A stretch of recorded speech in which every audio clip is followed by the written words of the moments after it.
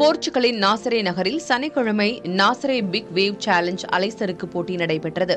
இந்த போட்டியில் பிரேசில் வீரர் சியான்கா வெற்றி பெற்றார். பிரான்சின் ஜஸ்டின் டூபோண்ட் பெண்கள் பிரிவில் இரண்டாவது முறையாக வென்றார். போர்த்துகீசிய மீன்பிடி நகரமான நாசரே கடற்கரையில் 60 அடிக்கும் அதிக உயரத்தில் அலைகள் சீறி பாய்ந்தன. வட அட்லாண்டிக் கடலில் ஏற்படும் ராட்சத அலைகளை ஐரோப்பாவின் மிகப்பெரிய நீருக்கடியிலான நாசரே கேன்யான் மேலும் வலுப்படுத்துவதால் இங்கு அலைகள் பிரம்மாண்டமாக எழும். உலகின் மிகப்பெரிய அலைச்சுருக்கு சாதனைகள் பலவும் இங்குதான் நிகழ்த்தப்பட்டுள்ளன என்பது குறிப்பிடத்தக்கது.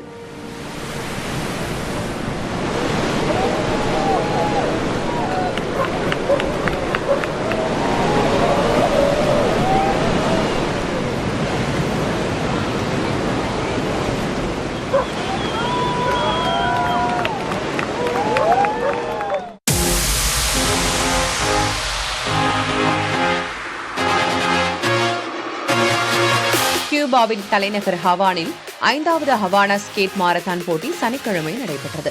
இந்த ஸ்கேட்டிங் போட்டியில் நூற்றுக்கணக்கான உள்ளூர் வீரர்கள் பங்கேற்றனர்.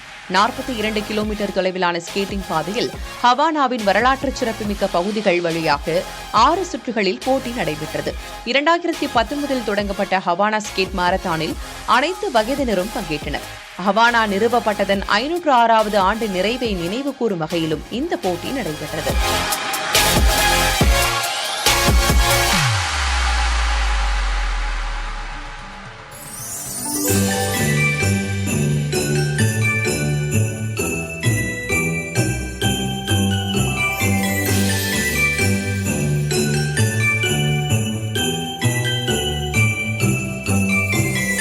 பிலிப்பைன்ஸ் தலைநகர் மணிலாவில் உள்ள ஒரு குடும்பம் தங்கள் வீட்டை ஆயிரக்கணக்கான ஒளிரும் கிறிஸ்துமஸ் விளக்குகள் மற்றும் அலங்கார பொம்மைகளால் அலங்கரித்து பார்ப்பவர்களை கவர்ந்திருக்கிறது.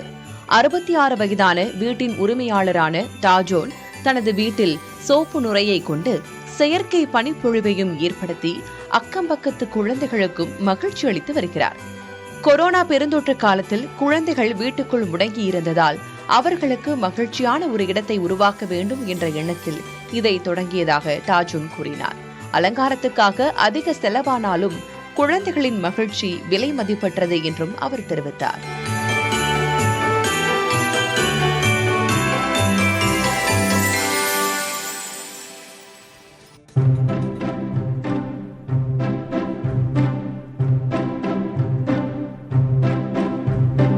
தென் அமெரிக்க நாடான பொலிவியாவில் கிறிஸ்துமஸ் கொண்டாட்டங்கள் களை கட்டியுள்ளன.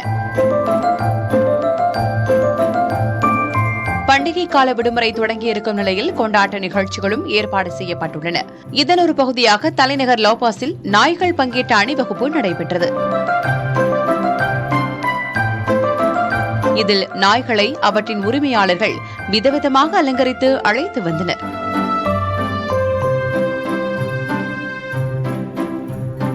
நாய்களை ஒரு விலங்காக பார்ப்பதில்லை என்றும் அதை தங்கள் குடும்பத்தின் ஒரு அங்கமாக பார்ப்பதாகவும் இந்த நிகழ்வில் பங்கேற்றவர்கள் தெரிவித்தனர்.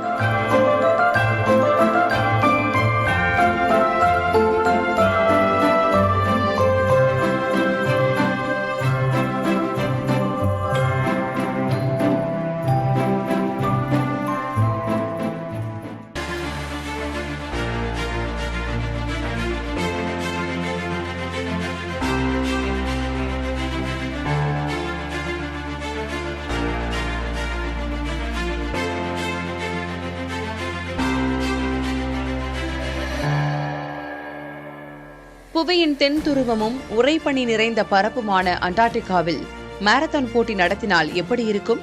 அதுவும் ஒன்றல்ல இரண்டல்ல, 20வது முறையாக ஐஸ் மாரத்தான் போட்டி நடந்திருக்கிறது. இந்த போட்டியில் 20 நாடுகளைச் சேர்ந்தவர்கள் கலந்து கொண்டார்கள். தென் துருவத்திலிருந்து 966 கிலோமீட்டர் தொலைவில் உள்ள யூனியன் பனியாற்றின் மேல் -15 டிகிரி செல்சியஸ் வெப்பநிலையில் இந்த போட்டி நடைபெற்றது. மாரத்தான் போட்டியின் தொலைவான 42.2 கிலோமீட்டரை 3 மணி 48 நிமிடம் 43 வினாடிகளில் கடந்து ஆஸ்திரேலிய வீராங்கனை டிரைஸ்டில் முதல் இடம் பிடித்தார்.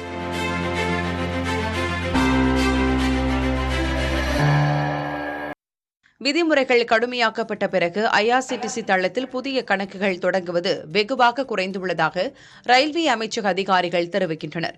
கடந்த ஆண்டு வரை நாள்தோறும் 1,00,000 புதிய கணக்குகள் தொடங்கப்பட்டு வந்ததாகவும் அது தற்போது 5,000 குறைந்திருப்பதாகவும் அவர்கள் கூறினர். மேலும் சுமார் 3 கோடி போலி கணக்குகள் கண்டறியப்பட்டு நீக்கப்பட்டுள்ளதாகவும் அவர்கள் கூறினர். 2,70,00,000 கணக்குகள் சந்தேகத்திற்கிடமாக இருந்த நிலையில் அவை தற்காலிகமாக நிறுத்தி வைக்கப்பட்டிருப்பதாகவும் அதிகாரிகள் கூறினர். ஐஆர்சிடிசி கணக்குகளை பயன்படுத்தி பெரிய அளவில் டிக்கெட் முறைகேடுகள் நடைபெறுவதாக குற்றச்சாட்டுகள் எழுந்த நிலையில் அவற்றை சரி செய்ய ரயில்வே துறை அமைச்சகம் தீவிரம் காட்டி வருகிறது.